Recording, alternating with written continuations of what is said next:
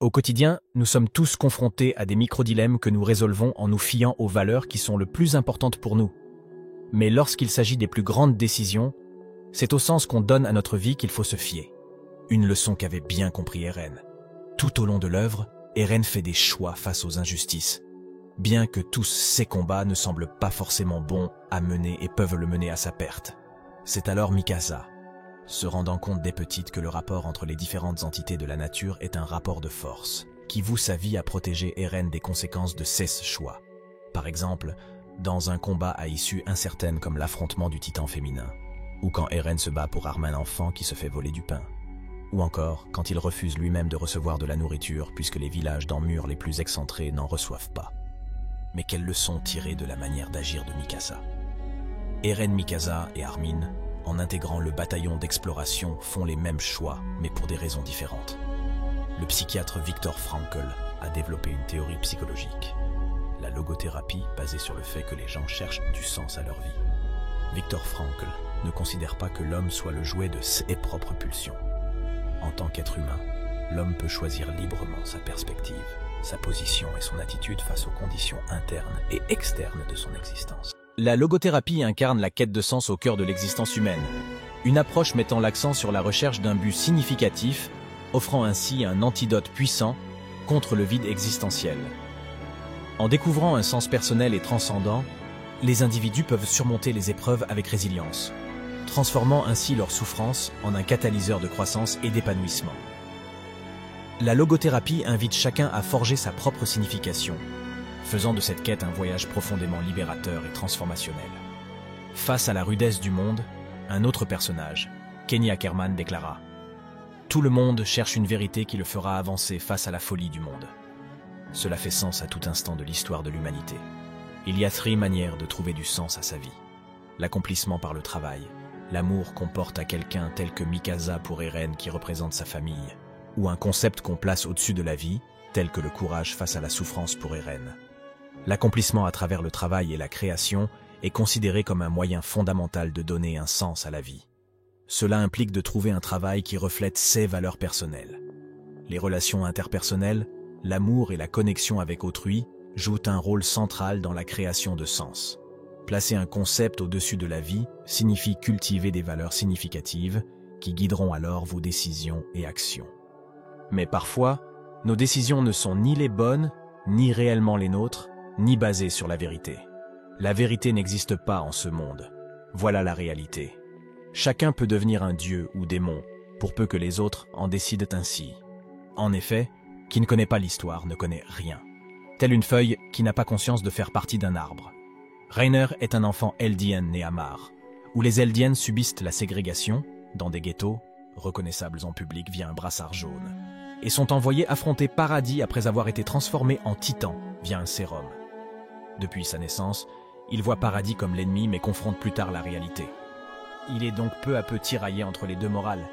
Des personnages tels que Reiner, Bertholdt ou Eren sont tiraillés et changent de mentalité au cours de l'œuvre, et les actes qui en découlent créent des nuances entre bien et mal. La citation du philosophe américain Eric Hoffer prend alors tout son sens. Les souvenirs de la masse peuvent être altérés notamment sur qui est bon ou pas. 2 paradoxes se présentent. Moins on connaît l'histoire et son identité, plus on se sent simple et confortable. Plus on en sait en vue de s'éclairer, plus la situation devient sombre. Les peuples se sentent donc moins libres et plus sujets à une force supérieure.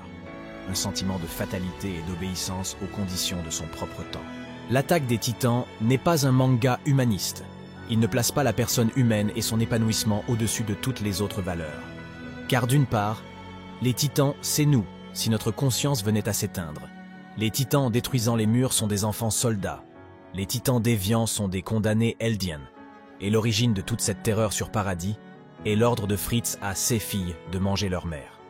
D'autre part, on apprend que chaque peuple voit l'histoire via un prisme qui n'est pas forcément le bon.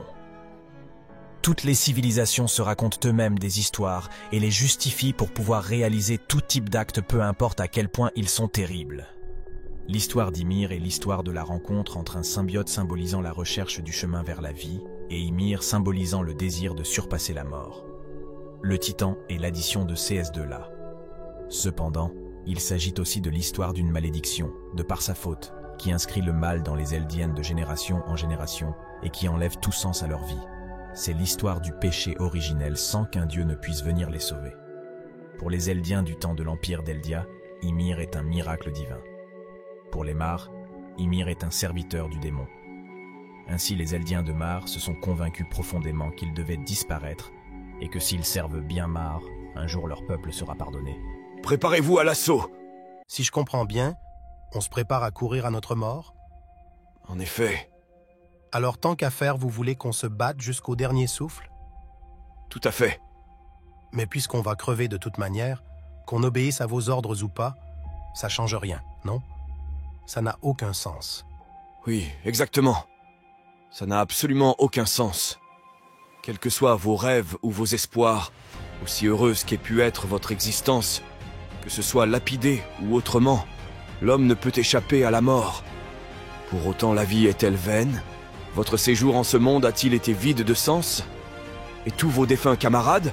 L'existence de ces braves n'a-t-elle eu aucune valeur? Certainement pas. À nous d'empêcher qu'ils soient morts en vain. Ces héros, victimes d'une fin tragique, c'est à nous les vivants de reprendre leur flambeau, comme le feront nos successeurs une fois que nous serons morts aussi. C'est le seul moyen de nous rebeller contre ce monde impitoyable. Hurlez votre rage! Rugissez, soldats, et combattez jusqu'au bout! En CE qui concerne Paradis, ses habitants se prennent des claques à chaque fois qu'ils pensent se rapprocher de la vérité. Les Eldiens, à l'intérieur des murs, n'étaient pas du tout préparés à l'apparition d'un titan plus haut que les murs, d'une intelligence collective entre les titans, et de titans à nouvelles capacités. À travers Erwin et le bataillon d'exploration pour explorer l'extérieur des murs, on comprend qu'on ne peut rien obtenir sans sacrifice. La détermination du commandant Erwin à atteindre la vérité et sa quête de liberté pour l'humanité sont des éléments moteurs de l'intrigue.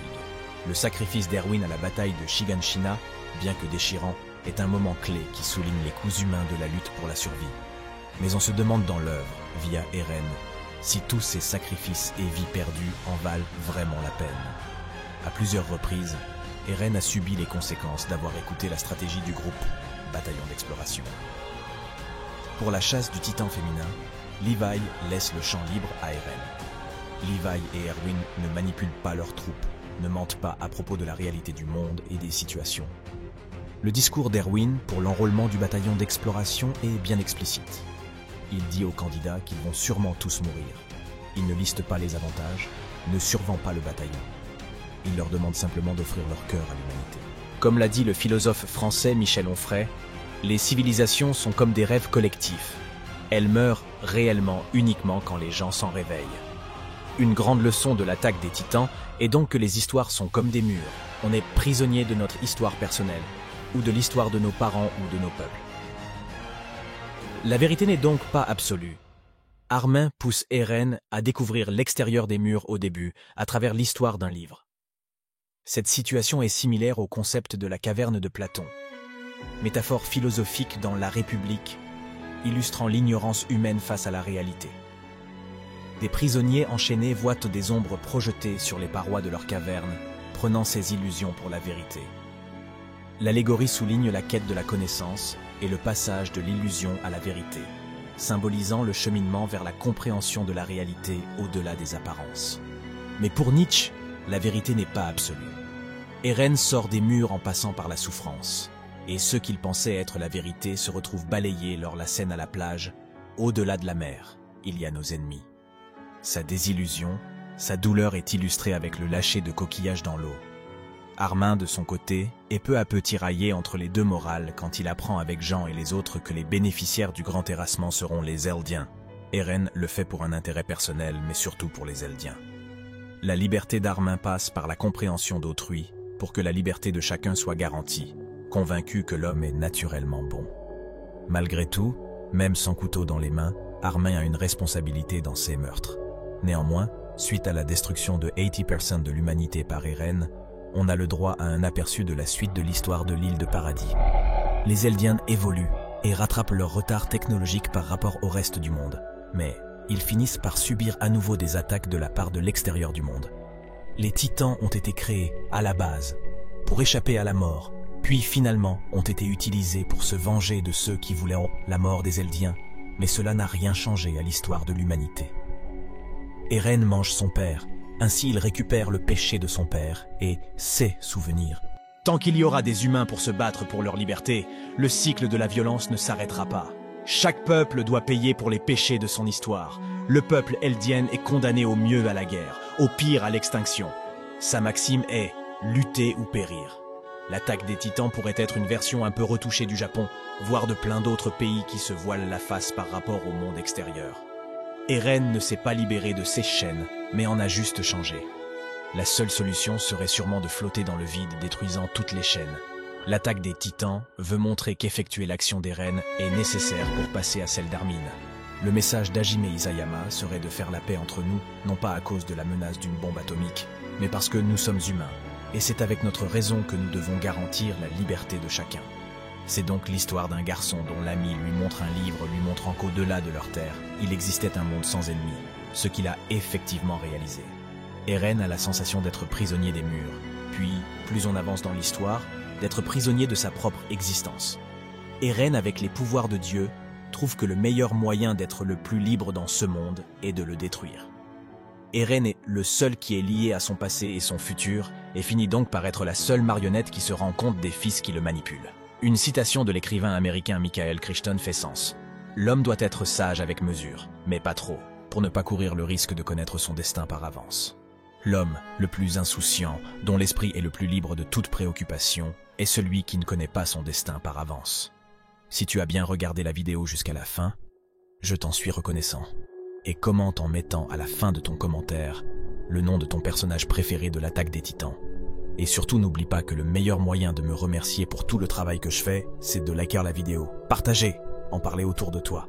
À très bientôt pour un prochain épisode éclairant.